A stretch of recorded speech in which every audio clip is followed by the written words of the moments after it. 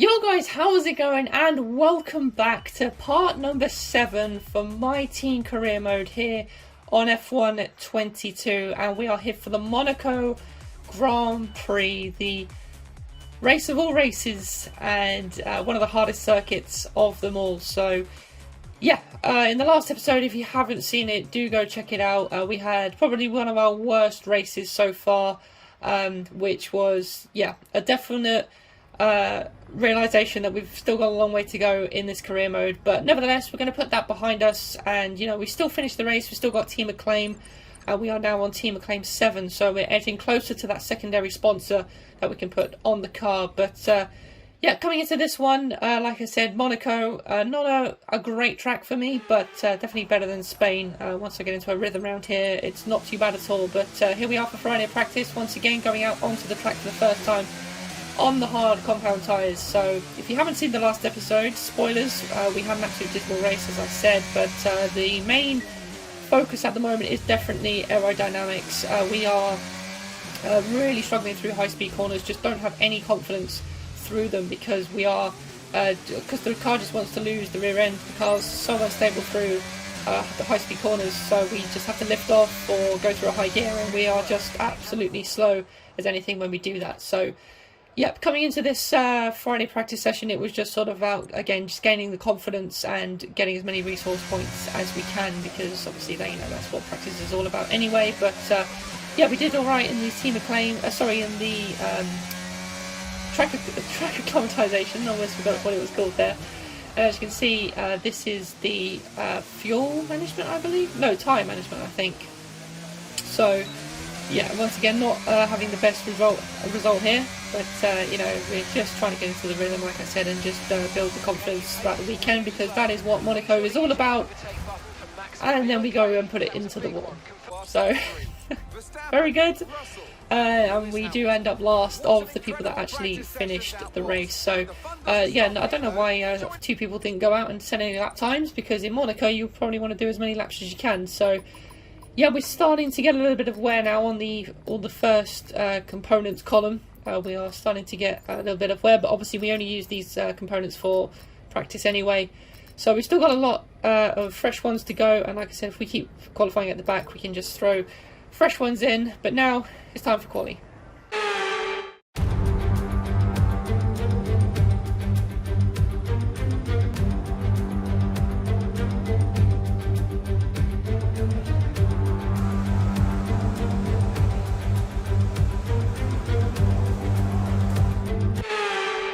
So here we go then, for the Monaco Grand Prix in qualifying, probably the most important qualifying session of them all. So here we go then, into turn 1 for our first run. We're going to ride on board the whole way through this lap then, so a pretty decent start to the lap.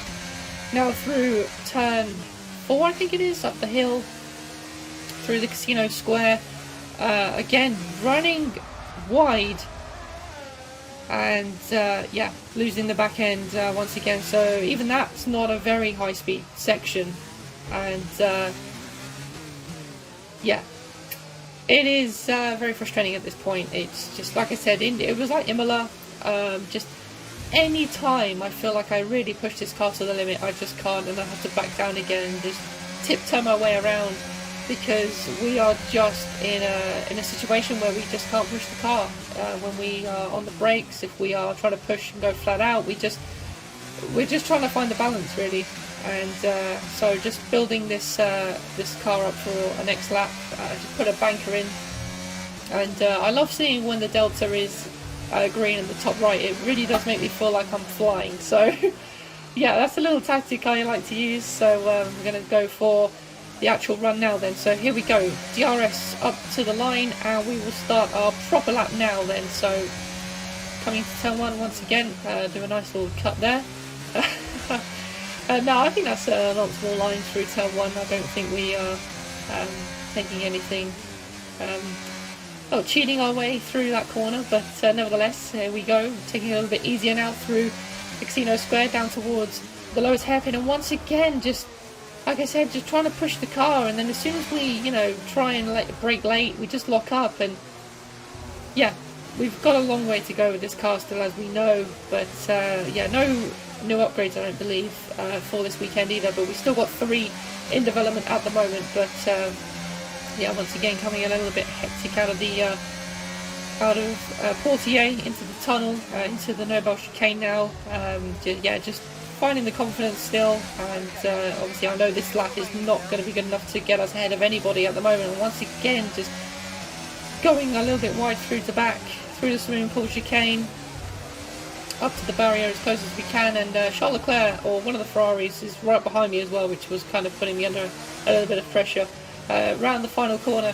And yeah, like I said, it's going to be a lap to forget, but you know, we know that it's a banker, and yeah, up to the line, it was definitely last place. But actually, Daniel Ricciardo is actually behind us, so I don't know if he's actually done a run yet, because on this game, the AI do a weird thing when they don't really do many laps, and like I said, there's some that don't do any at all. So we go for another run there, but we don't improve at all, and we're still down in 21st place. And it says Daniel Ricciardo's done a 1:15, but he's down in last, so I don't know if that was an invalid lap time. He's just not got out again. But nevertheless, we're starting our 5th lap here, and I think this is our final one of the session, so this is sort of now or never for our session. And yeah, like I said, we're still not very quick. We're literally like a 10th off in improving our lap time, but we are up here as we exit the final corner. Sorry, we're up by nearly a second as we come over the line. Ricciardo's got ahead of us. Where is it on the grid? It's still last. So yeah, we were up by a lot, but because we were so far behind before, we unfortunately were still 3/10 off our teammate, which is a little bit better, but nevertheless it's still not really where we want to be, and once again losing out to Stroll in the rivalry. So yeah, not too bad. I mean, we're still last, so, but the good thing is, I mean, we can still take fresh components, and as we're starting at the back of the grid anyway. But now let's go to the race. A proper road race, and in the true meaning of the word. That's how Mr. Monaco, the late great Graham Hill, once described this iconic event. The cars we drive have come a long way in the intervening half-century, but still we race on those same public roads beside the Mediterranean. There's no victory more coveted than that of the Monaco Grand Prix. The astonishing Circuit de Monaco is, for all intents and purposes, virtually unchanged since its inaugural race back in 1929. The faster cars of today ensure the 19 corners past the casino and along the seafront remain as thrilling as ever. A 2.1-mile lap here takes us around an entire country, yet never more than inches from the race-ending barriers. It's time to take a look at our starting grid for today's race. Lewis Hamilton lines up on pole position, and starting next to them is George Russell. As we continue through the rest of the grid today, we have Verstappen, Sainz, Sergio Perez and Norris, Fernando Alonso, Gasly, Bottas and Esteban Ocon, Tsunoda, Magnussen, Charles Leclerc, they've taken a grid penalty, and Vettel, Mick Schumacher, Stroll, Daniel Ricciardo and Guan Yu Zhou, Albon, Latifi, Ticktum and James. And with lights out just moments away, it's time to go down to the track. Anthony Davidson, a very warm welcome to you as you join me in the commentary box for today's event. Let's discuss Red Bull. What do you make of their performance so far this season? Well, the atmosphere within that team seems very positive at the moment. Everyone seems like they're in great spirits and having a lot of fun doing what they do, and that's definitely contributed to the performances we've seen.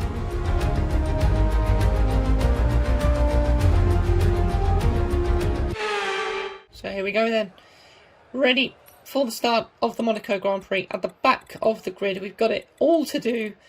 And once again, it's just sort of now or never really. So we are starting on the medium tyre as well, which is actually something I didn't want to do. That was actually a mistake. The game has actually put me on a medium to hard strategy, as you saw on the screen there.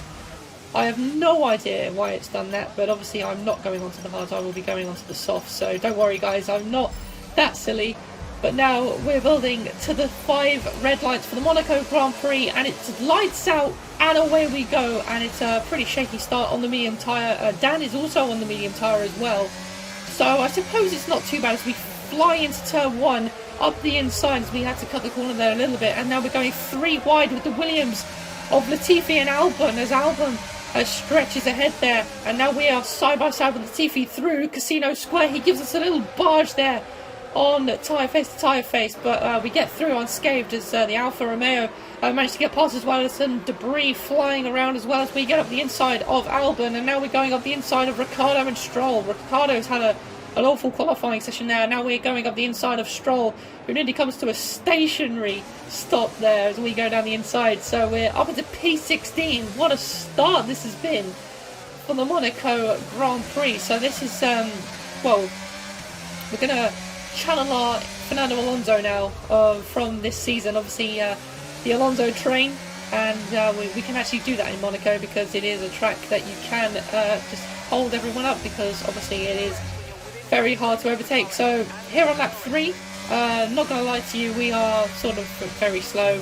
Mick's already 6.5 seconds up the road, and we are P16 with about 5 cars behind us, all trying to get past us. So it's definitely an episode where we are just trying to hold our own as we go a little bit wide there into, is it Massenet? I actually can't remember the name of that corner, as we come through the lowest hairpin. Stroll up my inside, but unfortunately for him, still isn't able to make the overtake. It's now on to lap 8. You can see people now starting to make their pit stops, as these are the guys who all started on the soft compound tyre then. So yeah, I mean, the strategy isn't too bad, because I mean, now we can start on the medium tyre, obviously not the fastest tyre at the moment, but it means we will be faster towards the end of the race with the soft tyre, and in Monaco that is quite a good thing to do. And now we've got a yellow flag for some reason, and I believe it was Guan Yu Zhou retiring from the Grand Prix, and now we have a safety car, everybody. So again, this is kind of bad timing because everyone's sort of already pitted, but obviously we're still ahead of the guys that we were ahead of originally, like Stroll, Ricciardo, etc., both Williams. But now we come into the pits on lap 9 to serve our pit stop. So this is probably a little bit earlier than we wanted to for the softs, but we are definitely not going on to the hards, because that would be, like I said, a stupid decision. So on go the soft compound tyre then. I believe Dan is also in as well, so we're double stacking obviously, because there's no way you would stay out and lose even more time. But although we would probably be able to catch up to the safety car anyway. But nevertheless, exiting the pits now. 10 laps to go then, or 11 laps to go, including the final lap.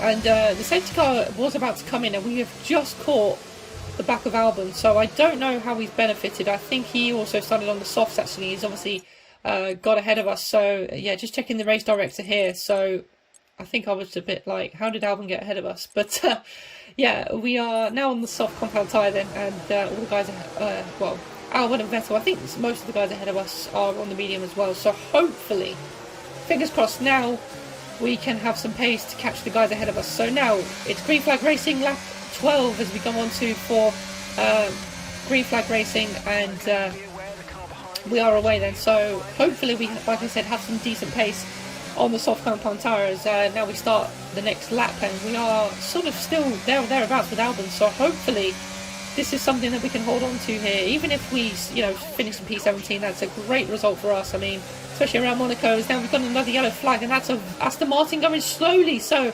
that's one of our rivals in the championship, really, Aston Martin, and it's Vettel with a problem, and he is out of the Monaco Grand Prix as we start lap 15 here. So this is Vettel coming to an absolute standstill. His car smoking away, and that's one less competitor that we have to worry about. And once again, we're going to finish ahead of an Aston Martin. So that is a very, very good result for us. And like I said, we are currently on for our best finish of the week, of our career so far. But we make another mistake as Stroll once again has a little look at us, but can't quite get the move done. I believe our teammate is still down in last place as well. He's struggling to get past people as the next lap. Vettel's still there, so I don't know what the marshals are doing. They're supposed to be the best in Monaco, but for some reason they've just kept the car there.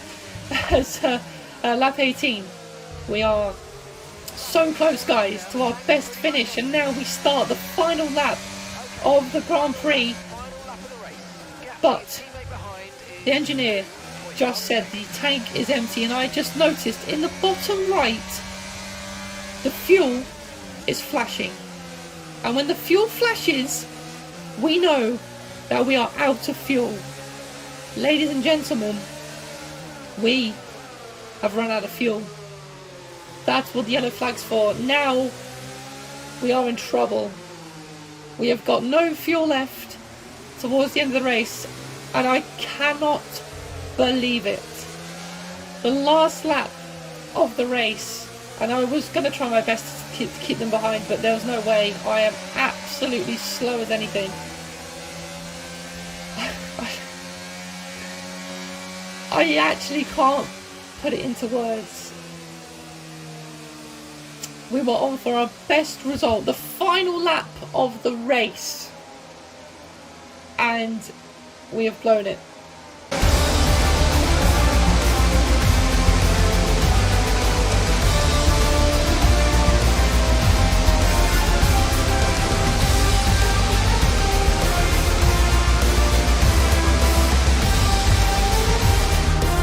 The one that everyone wants to win, and they've only gone and done it. What a fantastic result here at Monaco. And talk to me, what do you think it was that sealed the win for them?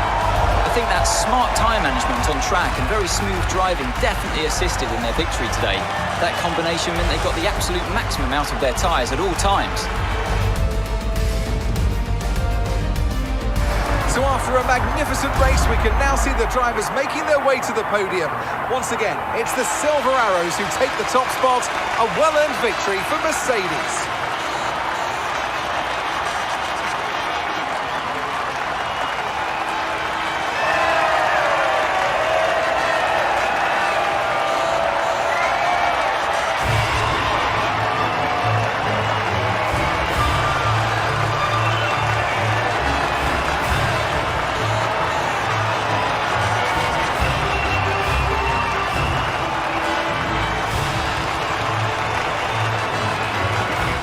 I don't quite know how it went so wrong for us. I mean, I underfueled the car, not that much.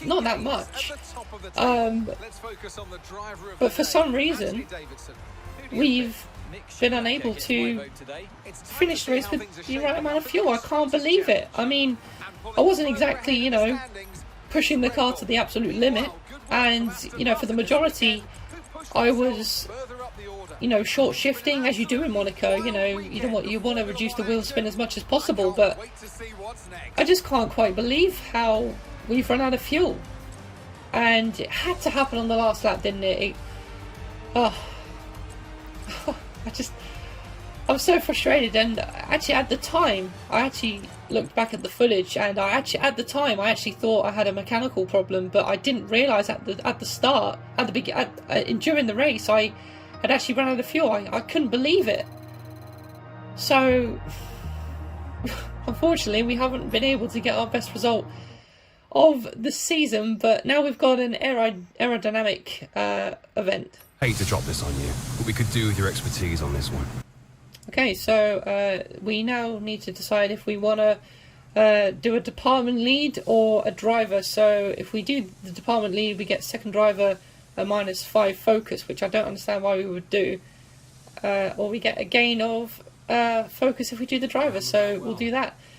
So, yeah, we might as well do that, because I don't really see the point in losing focus for our driver, which, yeah, didn't really make much sense there. But we have just got a power upgrade going to the car, and now we are going to do an ERS upgrade basically for our car, which is something that we also need to focus on, as well as the aerodynamics. So once again, we've got about 5 upgrades on the way then. So that is going to be it, guys, for part number 7 of this My Team career mode. I mean, the pace was there. Although we were falling away from the cars ahead, we were able to, stay ahead. And although it was Monaco, we have to take every little bit we can get. So we were on for our best result. Unfortunately, we weren't able to actually convert it. But nevertheless, it is very promising. So if you have enjoyed this video, guys, please do give it a thumbs up. Like I said, we will be coming strong towards the end of this season as we go along. So if you have enjoyed it, please do give it a thumbs up, subscribe to the channel if you are new, and I will see you all again in the next one, guys. Take care.